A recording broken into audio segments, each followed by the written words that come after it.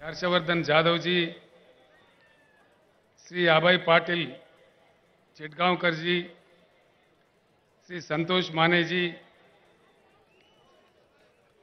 श्री अप्पा साहेब माने जी, हरिभाव राठौड़ जी, दिलीप अन्ना गोरे जी, श्री प्रवीण जेतवाड़ जी, शिवराज बंगर जी, श्री फिरोज पटेल जी।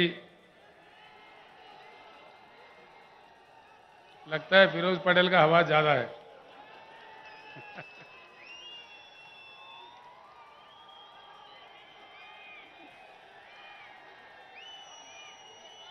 श्री विजय प्रकाश तोम्बारे जी, श्री बाला साहेब सनाप जी, श्री कुलदीप करपे जी और तेलंगाना राज्य से मेरे साथ आए हुए हमारे सीनियर नेता, बीआरएस पार्लियामेंट्री पार्टी के लीडर श्री केशव राव जी, हमारे आदरणीय एमपी श्री बीवी पाटिल जी, आदरणीय एमपी श्री संतोष जी, मेरे साथ आए हुए एमएलए एमएलसी, हमारे तेलंगाना राज्य के भूतपूर्व चीफ सेक्रेटरी जिन्होंने तेलंगाना मॉडल बनाने में, तेलंगाना राज्य बनाने में मेरे साथ जो 24 घंटा काम किए थे, ऐसे महान शख्सियत भूतपूर्व चीफ सेक्रेटरी श्री सोमेश कुमार जी और सभा में समन्वित सारे बुजुर्गों को, भाइयों को, बहनों को मैं प्रणाम करता हूं। सबसे पहले अभी हुआ है ईद, समाज में जितने भी हमारे मुसलमान भाई हैं, बुजुर्ग हैं, मैं आप तमाम लोगों को तहे दिल से ईद मुबारक पेश करता हूं।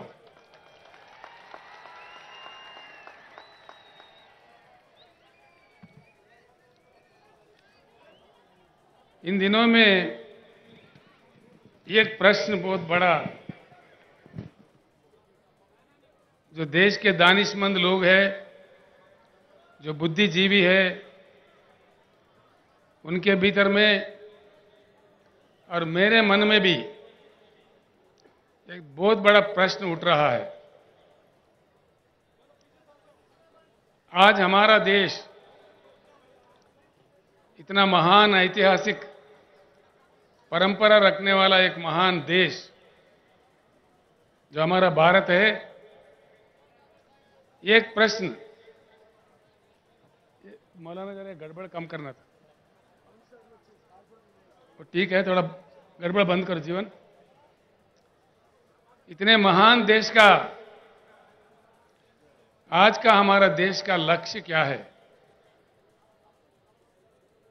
का कोई गोल, कोई लक्ष्य है या भारत अपना लक्ष्य खो बैठा है? ये प्रश्न मुझे खाए जा रहा है कई दिन से। ये कौन है भाई?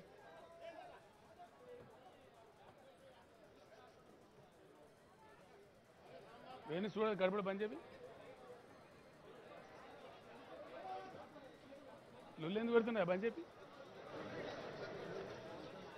तो एक बात को हमें समझना जरूरी है।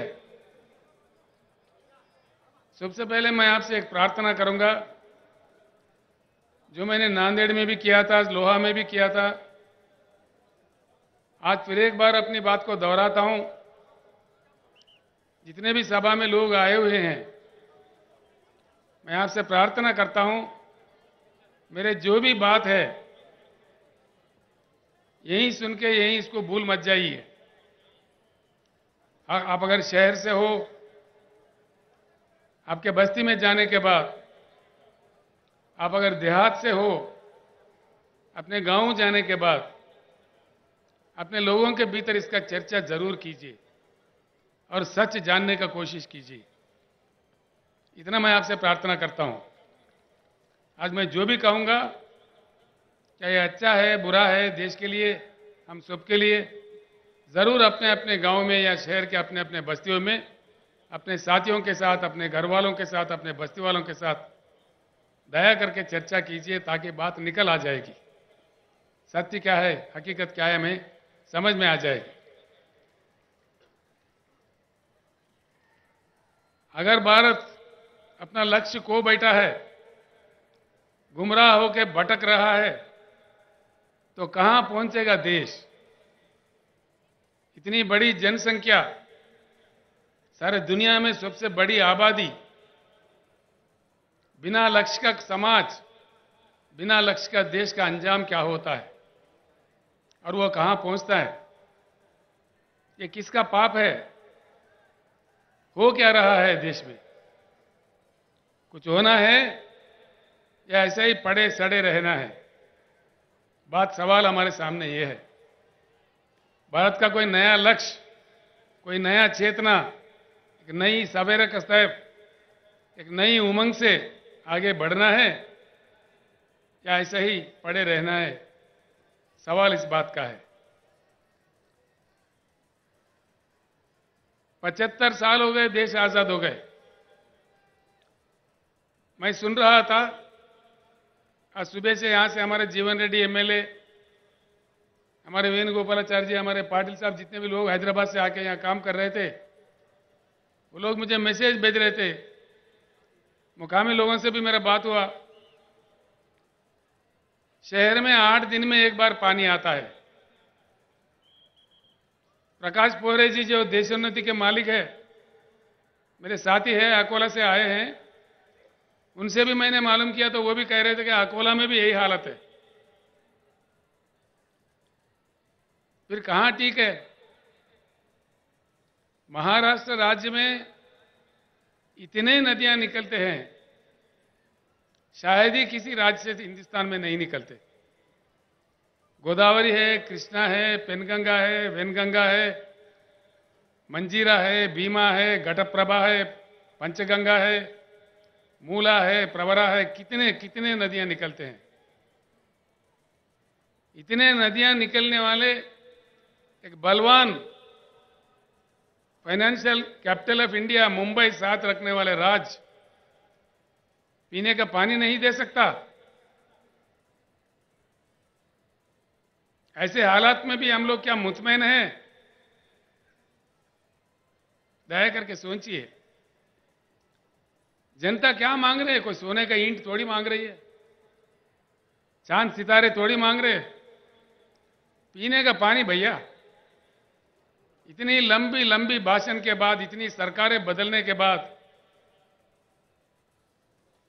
क्या हंगामा, सियासी हंगामा देखने के बाद पीने का पानी तक हमको फराहम नहीं होता। ऐसी भारत आगे भी रहना चाहिए या बदलना चाहिए? बेरोजगारी बढ़ रही है, लाखों उद्योग बंद हो रहे हैं, लाखों श्रमजीवी जो उसमें काम करते हैं, कामगार लोग रोड पे आ रहे हैं, और देश में पूरा जातिवाद, धर्मवाद, लिंग भेद खेल रहे हैं हमारे आंखों के सामने। रोज बरोज हम देख रहे हैं। जो धनवान है, अमीर है, और अमीर होते जा रहे हैं। एक ही साल में 10 लाख, 12 लाख करोड़ के करोड़ोपति, अरबोपति बन रहे। जो गरीब है और गरीब होते जा रहे। ये सब कड़वे सच है, आपके हमारे आंखों के सामने है। ये कोई मैं कहानी नहीं बता रहा हूं, जो रोज हमारे को देखने को मिलता है। ये कोई माने या ना माने, ये कड़वा सच है। ये सारे जो भी चल रहा है, ऐसा ही चलना चाहिए या इसका कुछ इलाज होना चाहिए? इलाज होना चाहिए। किसी भी देश में कभी कोई बीमारी लगती है, कभी कोई बीमारी लगती है, सुधारने वाले डॉक्टर होते हैं उस समाज के, उस देश के दानिश्वर, बुद्धिजीवी, उस देश के, उस समाज के युवा शक्ति जिनके पास जिनके खून में ताकत होता है, यही डॉक्टर्स होते हैं।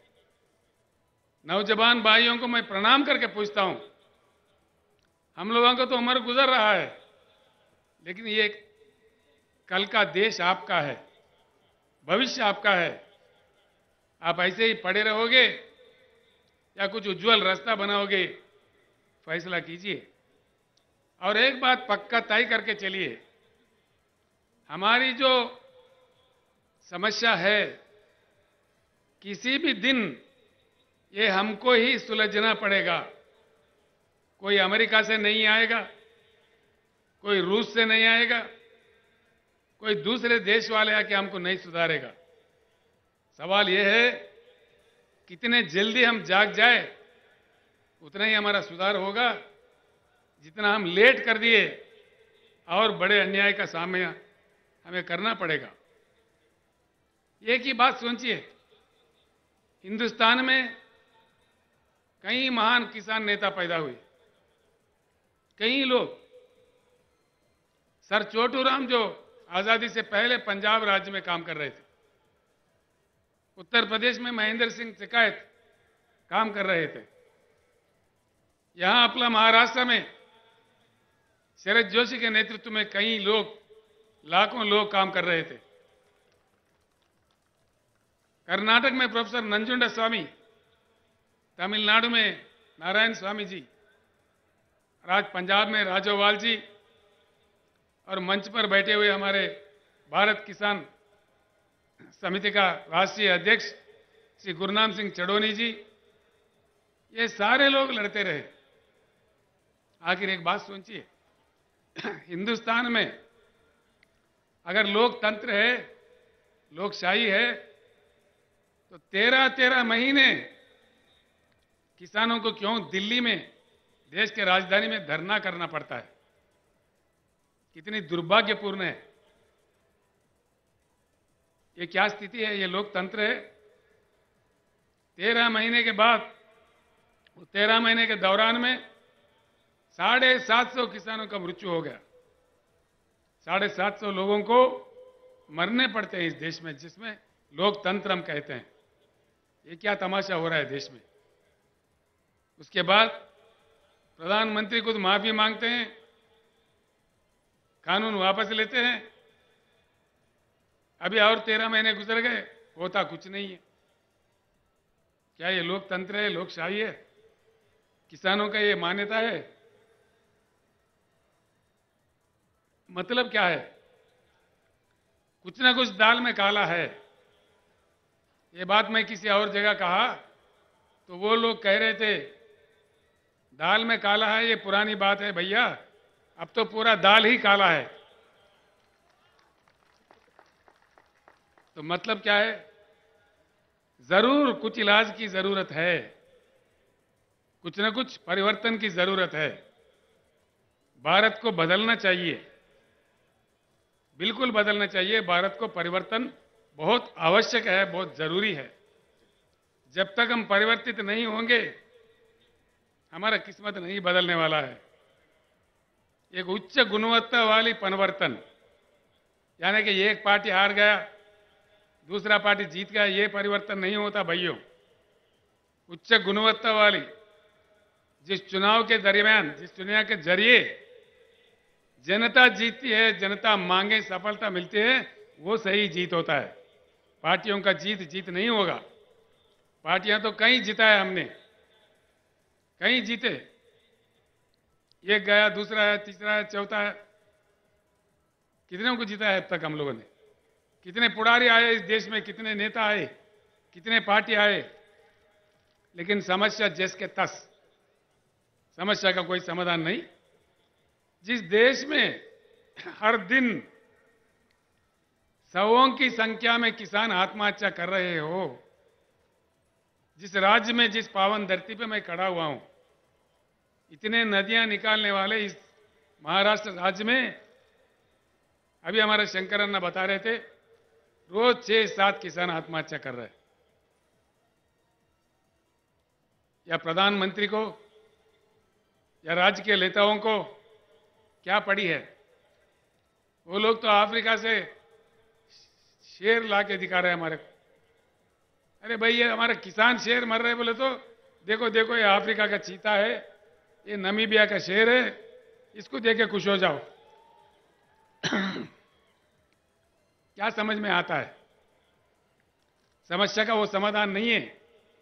इसीलिए मैं ही हमारे शेतकरी भाइयों से और बहनों से हाथ जोड़ के विनम्र पूर्वक प्रार्थना करता हूं, जब तक हम खुद शेर नहीं बने हमारा समस्या का समाधान नहीं मिलेगा।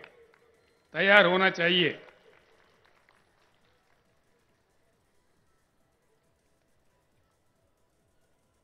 भारत को परिवर्तन होना होगा।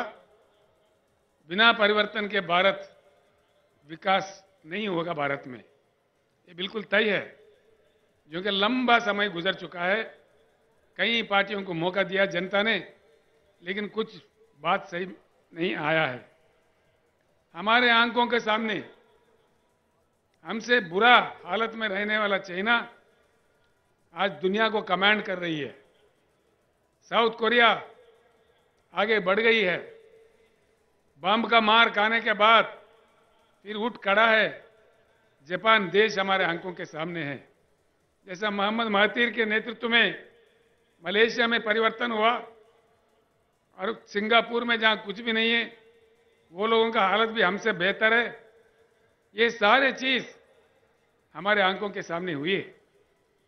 75 साल में जो हो रहा है, इससे उठकर आउट ऑफ बॉक्स जाकर एक नया ढंग से, नया रंग से, एक नया जंग करके हम भारत को बदल सकते हैं।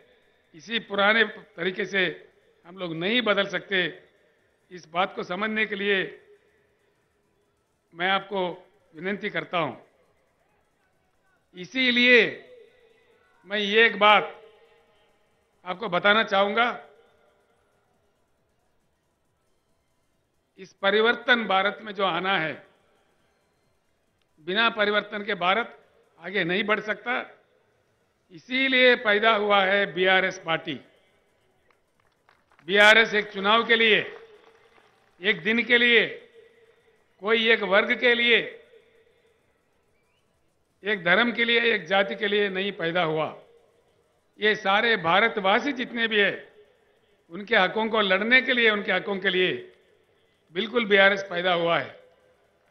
एक बात मैं यहां कहना चाहूंगा, जब भी नए पार्टी आता है, नया ताकत उभरने लगता है, पुराने ताकतें इकट्ठे होकर के भी हमला करने लगते हैं, साजिशें रचते हैं, अफवाहें फैलाते हैं, पुलिस को लगा देते हैं। लेकिन डरना नहीं है। अगर डरे तो हम आप भी आजाद नहीं होते थे, अब भी ब्रिटिश के गुलाम बने रहते थे।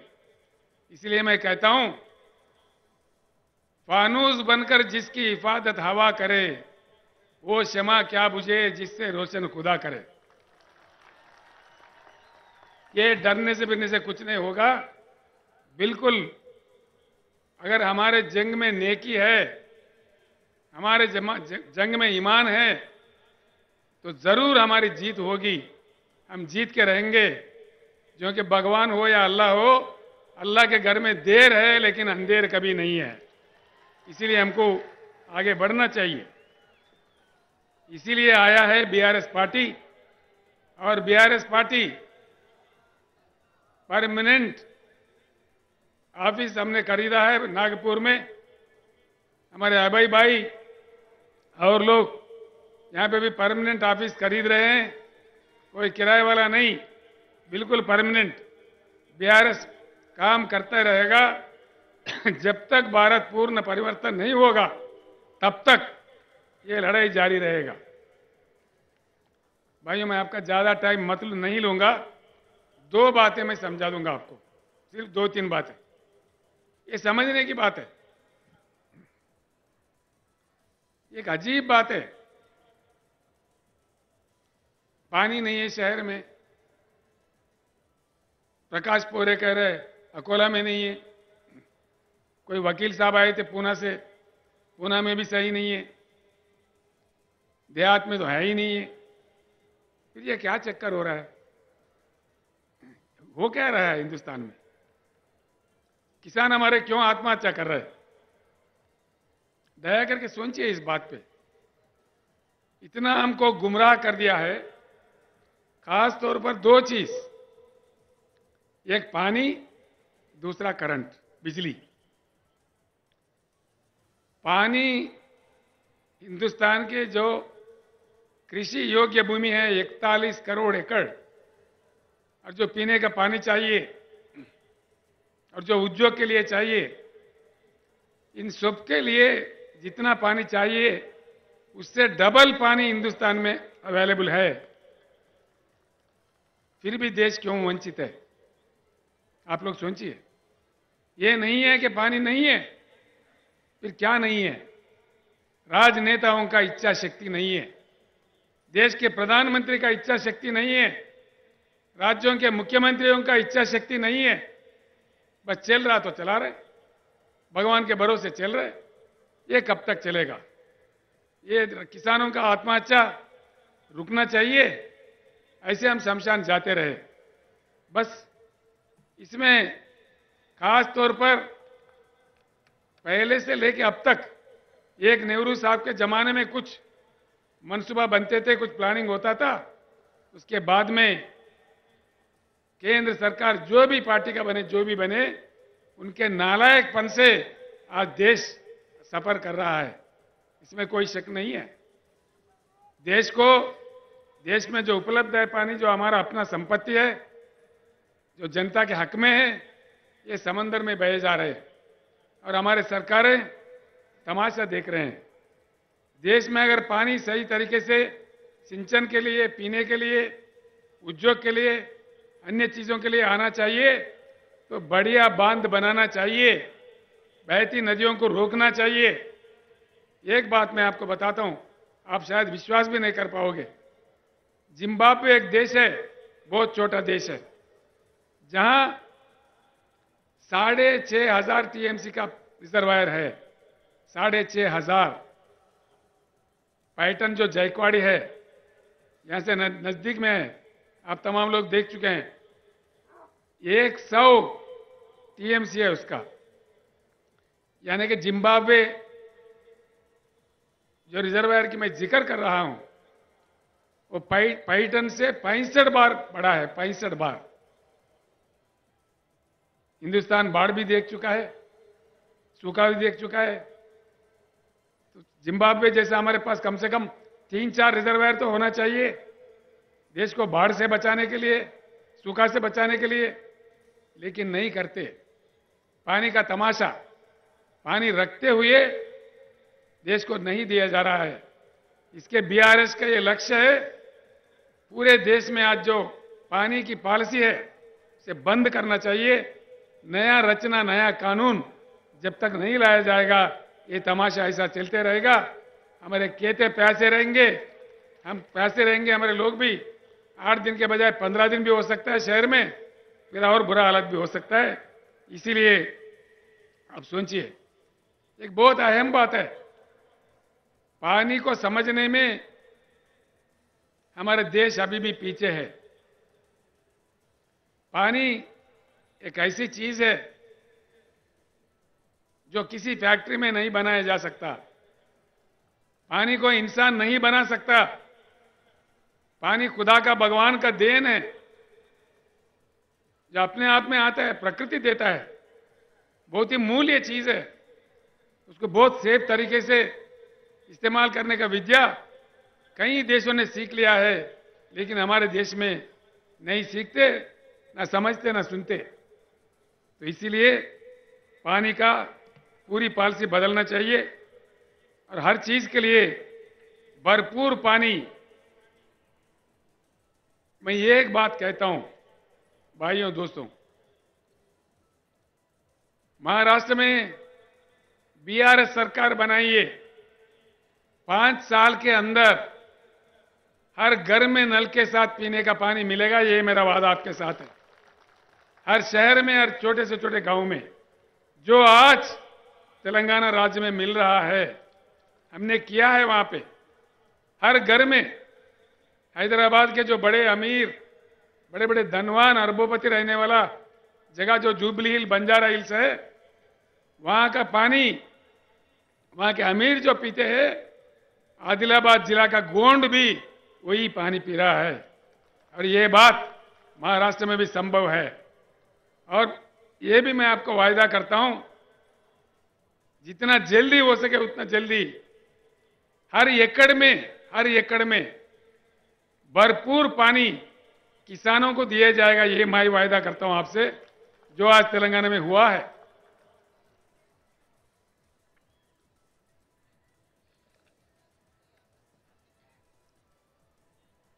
मैं इसीलिए कहता हूं, हमारे पानी समंदर में ना बहते हुए हमारे खेतों पे आ जाए, हमारे खेतों का प्यास बुझाए और हमारे पीने के लिए भरपूर पानी हमें मिले, हमारे अन्य चीजों के लिए मिले, ये करना बहुत जरूरी है।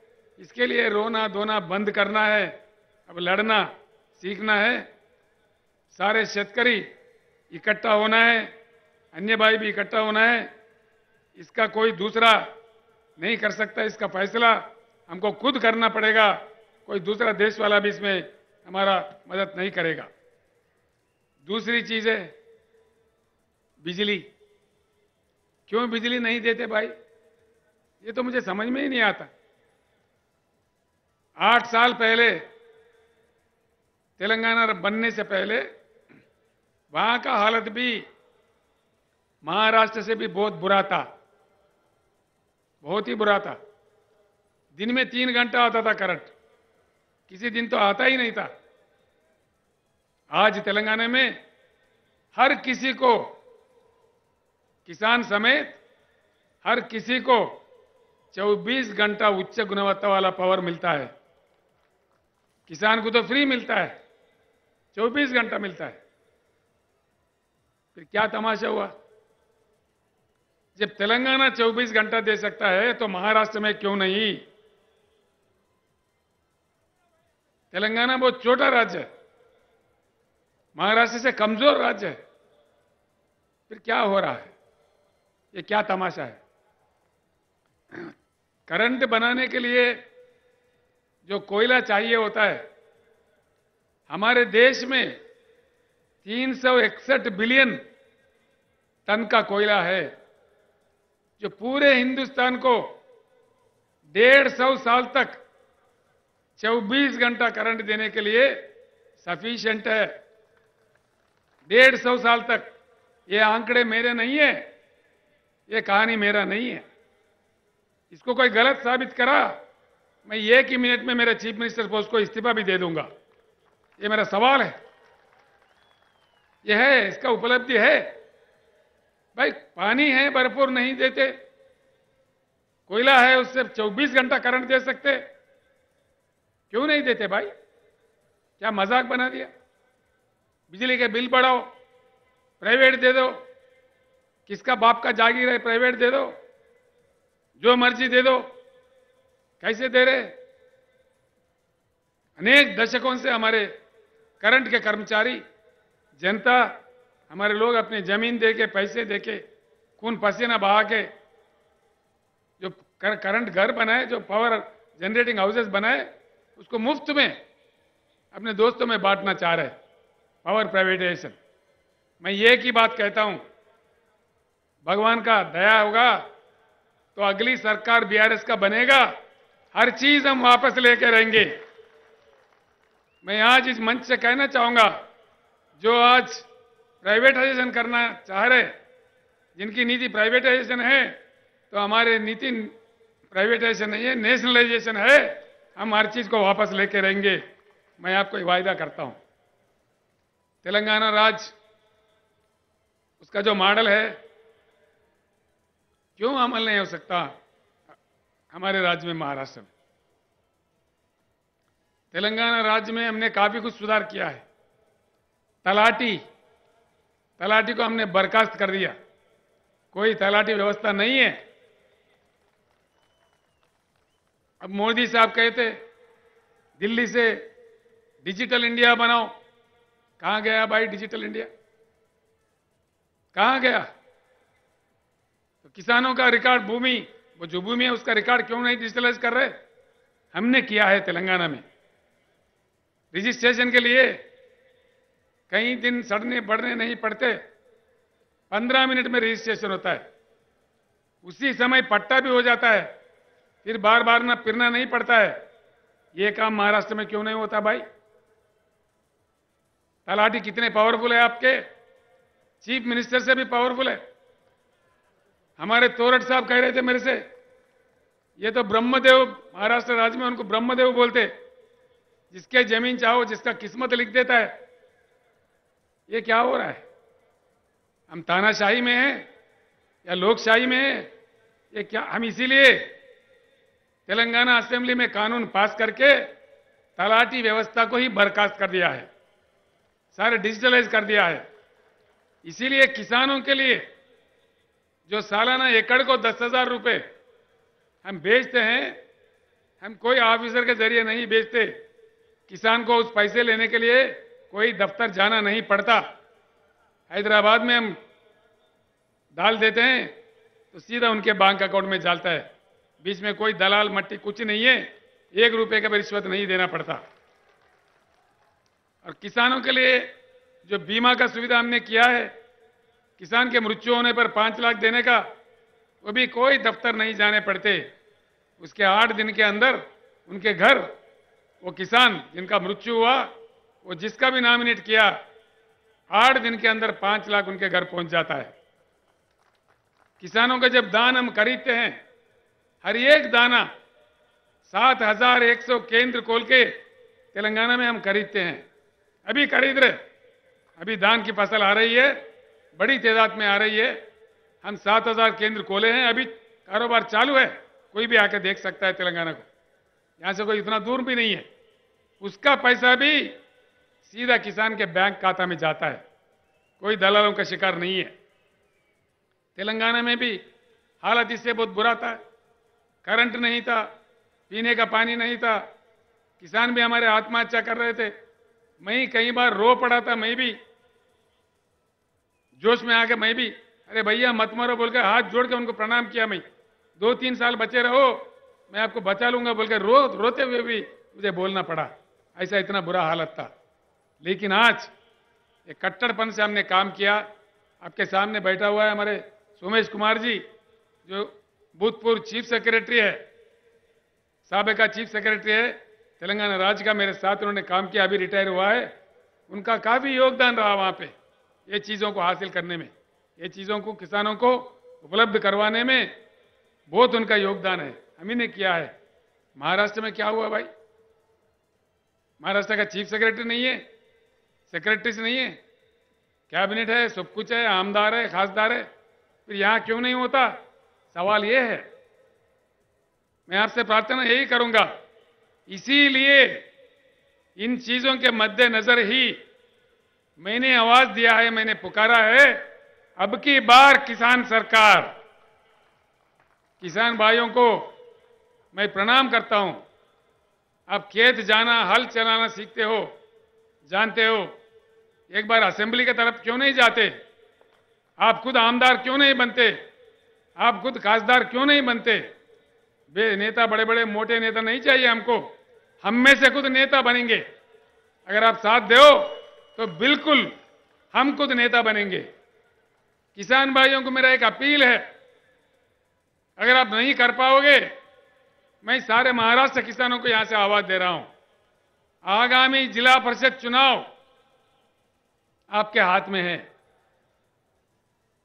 शहर के वोट नहीं रहते उसमें, पंचायत राज इलेक्शन बोले तो देहाती वोट है, सारे वोट हमारे हैं। सारे के सारे जिला परिषद पे गुलाबी झंडा लहरा दो, क्या क्या भाग के नहीं आता मैं देखता हूं, आपके पीछे भाग के आ जाएगा। एक ही सभा नांदेड़ में हुआ तो असेंबली में बजट आ गया 6,900 करोड़, और कह दिया कि भाई किसान को 10,000 देंगे। क्या भीख दे रहे हैं? दो, तेलंगाना में जब दे सकता है एकड़ को 10,000, तो महाराष्ट्र में क्यों नहीं दे दीजिए। मैं यहां के मुख्यमंत्री जी से अनुरोध करता हूं, प्रार्थना करता हूं। यहां के उप मुख्यमंत्री देवेंद्र फडणवीस जी है, वो मुझे कह रहे थे, चंद्रशेखर जी आपका यहां क्या काम है, आप तेलंगाना संभालो। मैं बोला मैंने तेलंगाना संभाल लिया, देखते हैं, महाराष्ट्र में आ गया हूं, मैं भारत में कहीं भी जा सकता हूं, तेलंगाना का मॉडल मक्की का मक्की दे दो, मैं महाराष्ट्र छोड़ के मध्य प्रदेश चला जाऊंगा, मैंने बताया था, क्योंकि मेरा काम खत्म हो जाएगा। किसानों का जो मेरा मिशन है बीआरएस का, वो मेरा खत्म होगा और मैं सीधे ही मध्य प्रदेश चला जाऊंगा, यहां आप राज कर लो, देना है तो बोलो, दे दो। क्या बात है, महाराष्ट्र में धन की कमी नहीं है, मन की कमी है। धन बहुत कुछ है, तेलंगाना से ज्यादा धन है, अगर चाहे तो दे सकते हैं, क्यों नहीं देते। इसीलिए मैं आपको तरकीब बता रहा हूं, मंत्र बता रहा हूं। सीधी उंगली से नहीं आता घी, तो टेढ़ा उंगली से निकालना चाहिए और समझदारी से हमको काम लेना चाहिए, क्योंकि जो भी बात है हमको गुमराह करते, डिजिटल इंडिया बोलते, मेक इन इंडिया बोले। यहां इस शहर में कितने चाइना बाजार है भैया, 100 के ऊपर है मेरे ख्याल से, गली गली में एक चाइना बाजार है। मेक इन इंडिया में सच्चाई है तो भारत बाजार रहना चाहिए ना, चाइना बाजार क्यों आ रहा है? किधर गया मेरा भारत बाजार? सब जोक करते हैं लोगों से, मजाक करते हैं, अपने मजाक उड़ाते हैं। Make in India joking India हो गया, डिजिटल इंडिया का एक मजाक हो गया। तो देख लीजिए, सोचिए, मैं जो कह रहा हूं, पूरा तेलंगाना मॉडल यहां हासिल करना है तो जिला परिषद चुनाव में आप एकदम गुलाबी झंडा लहरा दीजिए, सारे भाग भाग के आ जाएंगे, दिल्ली से मुंबई से सब भागने लगेंगे गांव में। ये आप कीजिए। दूसरा भी एक बात है जो मैं आपके सामने रखता हूं, दलित भाई है हमारे, आदिवासी भाई है, किसान भाइयों की समस्या है। दलित भाई कब तक रहे ऐसे गरीब बने रहे? क्या उनकी किस्मत में यही है? हजारों साल से उनको हम सताए। आज देश का फर्ज बनता है उनके पीछे खड़े रह के उनके भी विकास के लिए काम करना, हर व्यक्ति का, हर भारतीय का फर्ज बनता है। इसको हमें गर्व से स्वीकारना चाहिए। दलित भाई हमारे भाई है, इसीलिए हमने दलित बंधु काम भी शुरू किया है। फडणवीस साहब, आप भी दलित बंधु शुरू करो। महाराष्ट्र में मैं महाराष्ट्र छोड़ दूंगा, किसी अन्य जगह जाऊंगा। दीजिए दलित बंधु, क्यों नहीं देते? जिस राज्य में अंबेडकर साहब का जन्म हुआ, पूरे देश के लिए, दुनिया के लिए उन्होंने काम किया, इसीलिए हमने अंबेडकर जी के यादगार में, उनके पूरे भारत में प्रतिष्ठावान 125 फुट वाला उनका मूर्ति वहां खड़ा किया हैदराबाद में। और अब हैदराबाद, तेलंगाना का जो मंत्रालय है, उसका नाम भी डॉक्टर BR अंबेडकर मंत्रालय रख दिया हमने। ये काम हमने किया है, ये काम होना चाहिए। मैंने प्रधानमंत्री जी से अनुरोध किया, प्रधानमंत्री जी, आपने जो नया पार्लियामेंट बिल्डिंग बनाया दिल्ली में, अगर आपको प्यार है, मोहब्बत है, तो उस बिल्डिंग को भी अंबेडकर जी का नाम दीजिए, पूरे देश खुश हो जाएगा। ये मैं अनुरोध करता हूं। दूसरा एक बात मैं बताना चाहूंगा, हमको किसी चीज की अपेक्षा है तो उसी चीज का हमको काम करना चाहिए। अगर फल खाना है, फल की अपेक्षा है, तो फल का पेड़ लगाना चाहिए ना, तभी फल मिलेगा।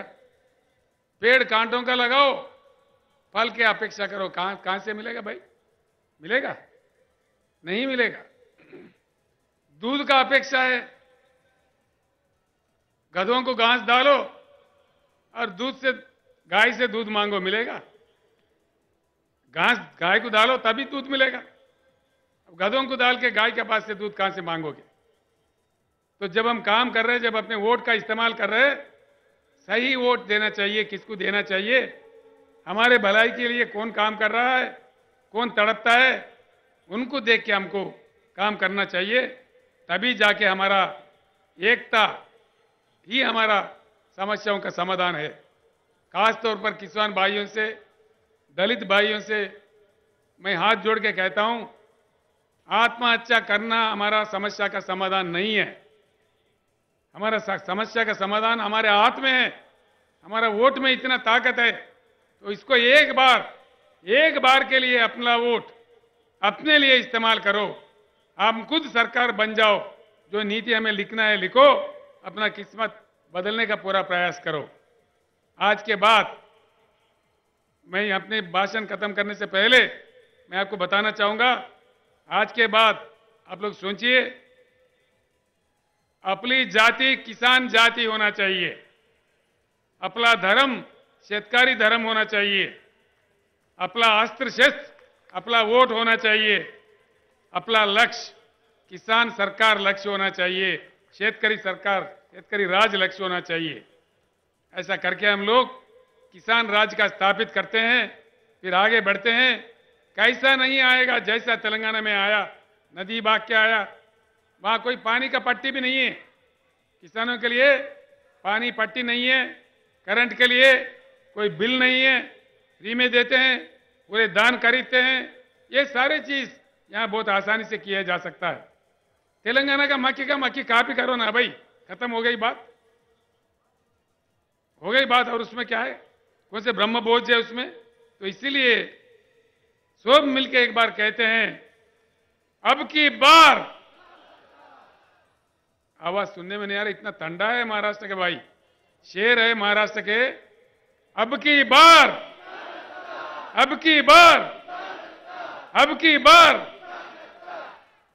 धर्मस्य विजयोस्तु अधर्मस्य विनाशोस्तु प्राणिषु सद्भावनास्तु विश्वस्त कल्याणमस्तु। जय महाराष्ट्र, जय भारत। मैं आपसे विदा होता हूं।